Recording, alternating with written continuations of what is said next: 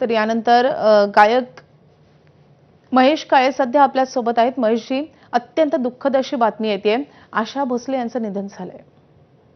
होय होय, मला आता फोन आला तेव्हा कळालं. काल ती पोस्ट जी होती रुग्णालयामध्ये त्यांना दाखल केलंय, तेव्हापासून माझा एक कार्यक्रम होता काल नाशिकमध्ये आणि आज अलिबागला आहे. तर येतानाच मला ती पोस्ट पाहिल्यापासून रुख आणि काल रात्री या सकाळी सुद्धा मी माझ्या पत्नीशी बोलत असताना म्हटलं अशा त्यांना त्यांची तब्येत खराब आहे असं कळालं, पण असं काही होईल ह्याची कल्पना नव्हती. खरं तर तुमच्यासाठी कायमच मार्गदर्शक असेल असं हे नाव आहे. म्हणजे कुठल्याही गायकासाठी आशाताई म्हणजे एक श्रद्धास्थान होतं. तुमची आणि त्यांचा परिचय कसा होता?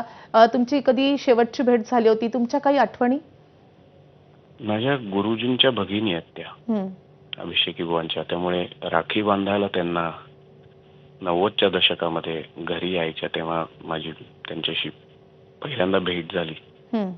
त्यानंतर इतक्यात सूरनवा ध्यासनवाच्या एका फिनालेमध्ये त्या गेस्ट म्हणून होत्या. त्यावेळेला खूप दिवस